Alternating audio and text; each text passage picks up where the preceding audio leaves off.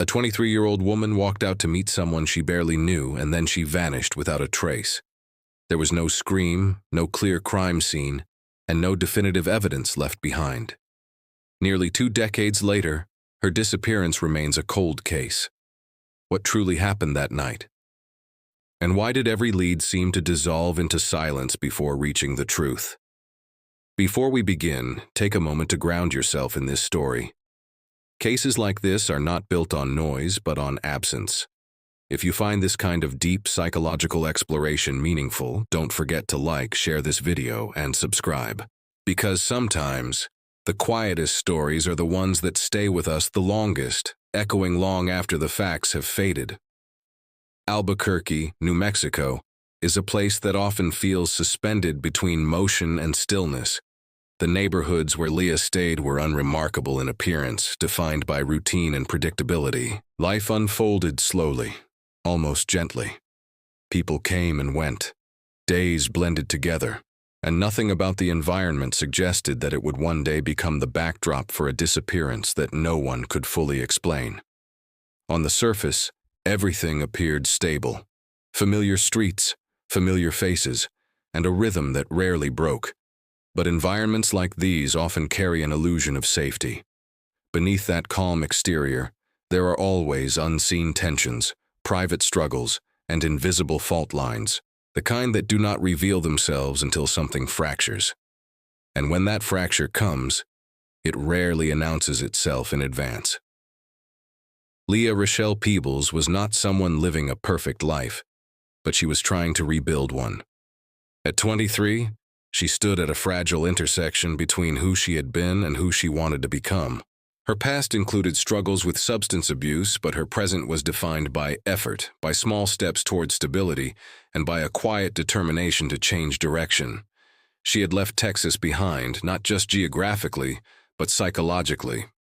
Moving to New Mexico was not simply relocation.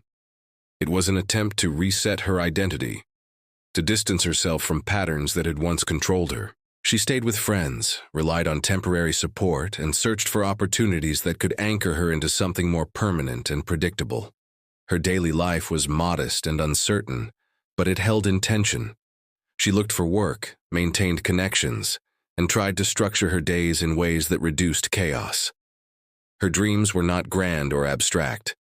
They were grounded, stability, safety, a sense of belonging. The kind of life that does not draw attention but quietly sustains itself over time. People who knew Leah often described her as someone in transition, not fully settled, but not lost either. There was a sensitivity in her behavior, a cautious optimism. She had known instability, which made her more aware of risk, but also, paradoxically, more vulnerable to it. Because when you are rebuilding, you sometimes trust too quickly in the hope that things have changed. Around her were individuals who played small but significant roles in her life, friends who offered temporary shelter, acquaintances who moved in and out of her daily routine. And among them, there was a man she had recently met, someone not deeply embedded in her life yet, but present enough to become part of her plans on the night she disappeared. This man remains undefined, almost abstract in the narrative, not fully identified, not fully understood. What we know is limited to intention. Leah planned to meet him.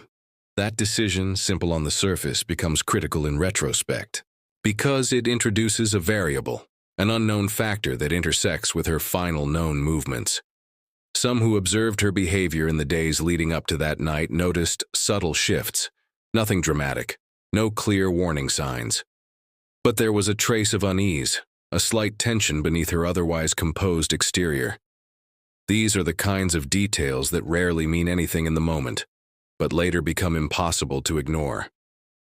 From a psychological perspective, these microsignals can suggest internal conflict, a hesitation between instinct and decision, perhaps uncertainty about the person she was meeting or about the situation itself. But like many individuals seeking connection or opportunity, she may have chosen to proceed anyway, suppressing doubt in favor of possibility. The community around her did not register immediate danger. It functioned like any other. People coexisted, shared space, and rarely questioned each other's movements in depth. It was a place where privacy was normal and where personal struggles remained largely unseen. That kind of environment can both protect and conceal. For individuals attempting to rebuild their lives, such environments carry hidden risks. They offer freedom, but also exposure. Without strong support systems or clear boundaries, it becomes easier to drift into uncertain situations, not out of recklessness, but out of a desire to connect, to trust, and to move forward without looking back. Leah existed within that delicate balance, between caution and hope, between awareness and vulnerability. Her past had taught her about danger, but her present demanded openness. And in that tension, even small decisions could carry disproportionate weight, especially decisions involving people who had not yet proven who they truly were. As the day approached its end, nothing outwardly signaled that it would be different from any other. There were no alarms, no confrontations, no visible disruptions, just a routine that unfolded as expected. The kind of normalcy that often precedes disappearance because it lowers defenses and removes urgency from every action. When Leah stepped out into the night, there was nothing dramatic about her decision. It was not driven by fear or escape, but by routine, by something ordinary enough to feel safe. In that quiet moment, nothing seemed out of place. Yet that simple choice would become the final confirmed point in her story. The last moment grounded in reality. Everything that followed unraveled into fragments, speculation, and silence. That night felt ordinary at first, but it quietly became a mystery that has never been resolved. On May 22, 2006, Leah Peebles spent the day inside a temporary living space surrounded by people who knew her only partially. The atmosphere was quiet, uneventful, almost forgettable. There was no indication that this day would carry any significance. Yet, in hindsight, every ordinary detail becomes heavy, as if something unspoken was already unfolding beneath the surface of routine. As the evening approached, Leah mentioned that she was going out to meet someone she had recently become acquainted with. The statement was casual, lacking urgency or concern. It did not trigger alarm among those around her. Plans like this were not unusual. Social interactions, even loosely defined ones, were part of how she was rebuilding her life. There was no preparation suggesting a long absence. She did not pack belongings, leave instructions, or indicate that she might be gone overnight. Her departure fit neatly into the pattern of a short, temporary outing. This detail is psychologically significant because it suggests expectation. She believed she would return. There was no conscious anticipation of risk strong enough to alter her behavior. This would become the last confirmed moment anyone who knew her would see her. A final visual memory frozen in normalcy. No dramatic gestures, no emotional farewells. Just a person leaving a space with the quiet assumption of continuity.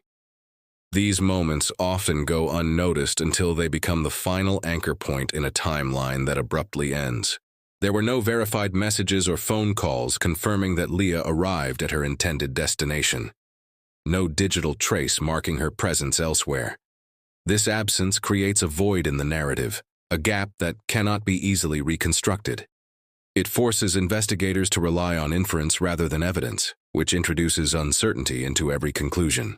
As night settled over Albuquerque, Leah stepped into an environment that offered both anonymity and exposure. Darkness changes perception. It reduces visibility, not only physically but psychologically. Actions become less observable, movements less traceable. For someone with unclear plans and an undefined meeting point, the night creates both opportunity and risk. No one can definitively say where she went after leaving. There are no confirmed sightings, no witnesses who can map her path. This lack of continuity is one of the most destabilizing elements of the case. Without a sequence of events, there is no progression to analyze. The story stops abruptly, forcing the mind to fill in possibilities that cannot be verified. Her disappearance did not happen in a dramatic instant that could be captured or described. It unfolded silently, almost invisibly. This kind of vanishing challenges the human need for narrative. We expect events to have structure, cause, and effect. But here, the transition from presence to absence is so smooth that it resists explanation. From a behavioral standpoint, this suggests either extreme subtlety or complete unpredictability. If an external actor was involved, their actions left no immediate trace. If the event was accidental or voluntary, it still failed to produce any signal strong enough to be detected afterward. In both cases, the defining feature is absence rather than evidence. As hours passed without Leah returning, concern began to surface among her friends. At first, it was mild, shaped by the assumption that delays happen. But as time extended, the lack of communication became more difficult to rationalize. This shift from normal expectation to unease is often gradual, marked by hesitation rather than immediate alarm. Attempts to contact her produced nothing. Calls went unanswered, messages received no reply. Silence in this context becomes a form of communication. It signals disruption, even if the nature of that disruption is unknown. Psychologically, it forces those involved to confront the possibility that something is wrong without offering any clarity about what. Eventually, the concern crossed a threshold where action became necessary. Friends reached out to family, expanding the circle of awareness. The situation moved from private worry to collective concern. This transition is critical in missing person cases because it marks the point where informal searching gives way to formal reporting. Law enforcement was notified, and an official search began. However, time had already passed. In disappearance cases, the initial hours are often the most valuable for gathering evidence. Delays, even small ones, can allow traces to fade, memories to blur, and opportunities to narrow. By the time authorities became involved, the trail was already cooling. Investigators sought to identify the person Leah intended to meet. This individual became a focal point not because of confirmed involvement, but because of proximity to her last known decision. Yet this person remained elusive. No clear identity emerged, no definitive connection that could be followed with confidence. Some accounts mentioned a name, AJ, but this reference lacked verification. It existed as a fragment, not a fully formed lead.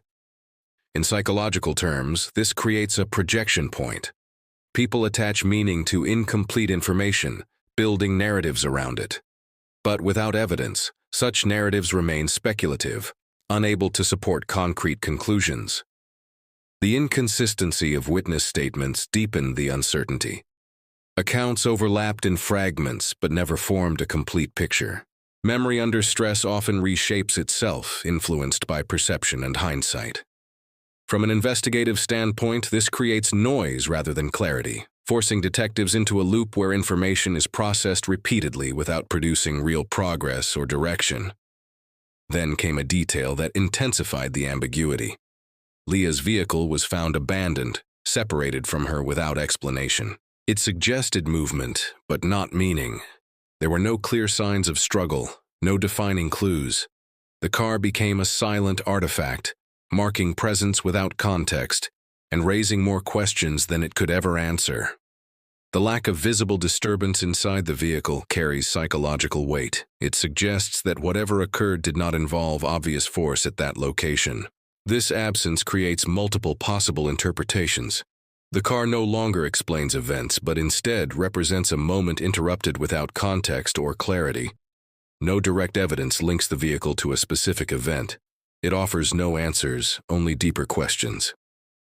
Why was it abandoned, and under what circumstances did Leah leave it behind? Was it a voluntary choice, a reaction to pressure, or something else entirely? Each scenario carries different implications, yet none can be confirmed with the limited information available. At this stage, the case drifts from investigation into ambiguity. Without new evidence, the narrative cannot move forward, and instead settles into uncertainty. No sound was recorded, no sequence clearly defined. Something irreversible happened within that silence, and it is this absence that becomes most unsettling, because what is missing often speaks louder than anything ever discovered. The investigation began with a structured attempt to impose order on uncertainty. Law enforcement searched the surrounding areas connected to Leah's last known movements. They mapped possible routes and locations she might have visited. These searches followed standard procedure, yet relied heavily on assumptions. Without a clear starting point beyond her departure, Each step forward felt like moving through space without coordinates. Interviews quickly became the primary tool for reconstruction. Friends, acquaintances, and anyone who had interacted with Leah were questioned. Each account offered fragments of context, but none provided a decisive shift in understanding. Memory, especially under stress, tends to reshape itself. What investigators gathered was not a timeline, but a collection of overlapping, sometimes conflicting impressions. Her vehicle was examined with careful attention, treated as a potential focal point of evidence. Forensic teams looked for signs of struggle. They searched for forced entry or trace materials that might suggest what had occurred. Yet the results were inconclusive. The car revealed nothing definitive. It stood as a physical object disconnected from any clear narrative, offering presence without explanation. The absence of strong forensic evidence became one of the defining features of the case. There were no biological traces, no clear signs of violence, and no environmental clues to support a theory. This absence does not mean nothing occurred, but that whatever happened left little behind. As the investigation continued, it became clear the case would not follow a direct path. Without concrete evidence, investigators relied on elimination. They could dismiss possibilities but not establish truth. Over time, this created a gradual drift into uncertainty, where effort did not guarantee clarity. Public awareness remained limited throughout the case. Without sustained national media attention, the flow of new information was restricted. Cases that stay local often struggle to generate leads. Broader exposure can trigger memory or recognition, but that wider visibility never fully developed. Within the community, concern was present but restrained by lack of detail. People sensed something was wrong, yet did not have enough information. This created psychological distance, where uncertainty discouraged conclusions, leaving the case suspended between awareness and inaction. The result is a passive awareness, where concern exists but fails to evolve into meaningful understanding or concrete action, leaving the situation emotionally recognized but practically unresolved. Leah's family carried much of the burden of keeping her case visible. They reached out, shared her story, and tried to sustain attention in the absence of official breakthroughs. This effort is emotionally demanding. It requires revisiting uncertainty repeatedly, hoping that repetition will eventually produce recognition. Yet without new evidence, the narrative risks becoming static. Over time, attention began to shift toward individuals who might have intersected with Leah's final hours. Among them, the figure known as AJ emerged. This name appeared in fragments, mentioned but not substantiated. It became a placeholder for possibility, representing someone who might hold answers, yet remained undefined in both identity and role. From a psychological perspective, such figures often become focal points. Even without evidence, the idea of a specific individual provides structure to an otherwise diffuse situation. However, this also introduces risk. Focusing too heavily on an unverified lead can narrow the investigation prematurely, reducing attention to other potential avenues. Some theories suggested that Leah may have re-entered environments connected to her past, spaces where vulnerability is higher, and where individuals may encounter risk without clear boundaries. These environments are often fluid, lacking formal structure. They operate on informal networks where information is rarely documented or easily traced. There were claims that Leah may have used another name. If true, this would add a layer of complexity to the case. Alternate identities can fragment a person's traceable path, making connections harder to establish. However, these claims were never verified and remained possibilities rather than confirmed elements. Without confirmation, these details could not form a coherent theory. Investigators were left with fragments that did not fully align. Each new possibility introduced more questions without resolving existing ones. This pattern is common in unresolved cases, where accumulating uncertain details increases complexity, but does little to bring clarity or direction to the investigation. Then came reports suggesting Leah might have been seen after her disappearance. These accounts lacked verification and consistency, yet they shifted perception. The case was no longer limited to a single moment of vanishing. It expanded into the possibility that her story continued beyond that night, introducing a new layer of uncertainty. This possibility altered the psychological framework of the case. If she could still be alive, the focus shifts from past reconstruction to present identification. Yet without proof, the idea remains suspended.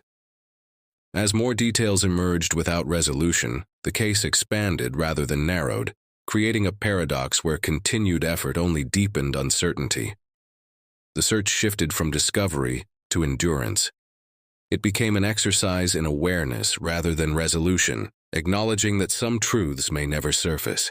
Over time, the case blurred beyond a single event, becoming a reflection on the limits of knowledge itself, where certainty weakens and ambiguity quietly takes its place, resisting every attempt at closure. The more the search continued, the more everything seemed to dissolve into uncertainty.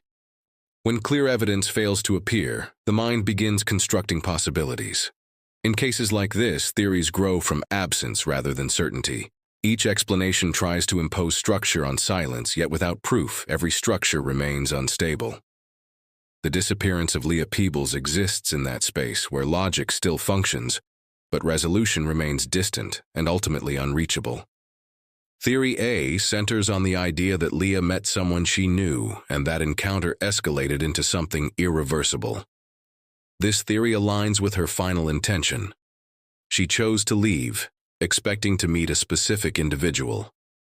From a behavioral standpoint, voluntary movement toward another person often suggests a baseline level of trust or familiarity.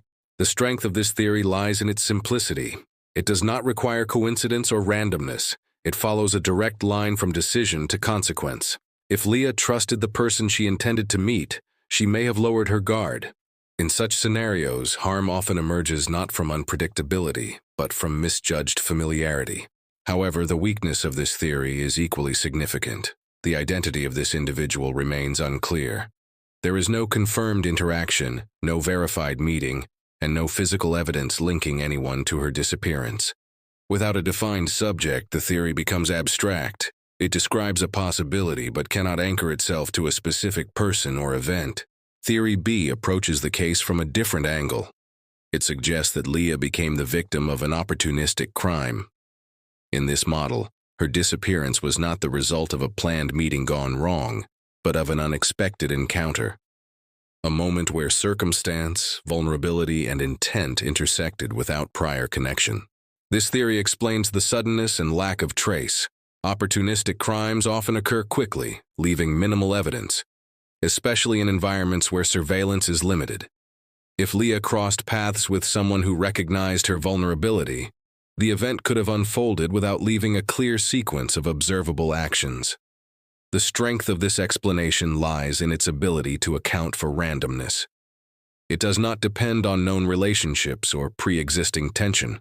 It acknowledges that danger can emerge from anonymity. However, its weakness is equally apparent. Without witnesses, physical evidence, or a defined suspect, it remains speculative, grounded in possibility rather than confirmation.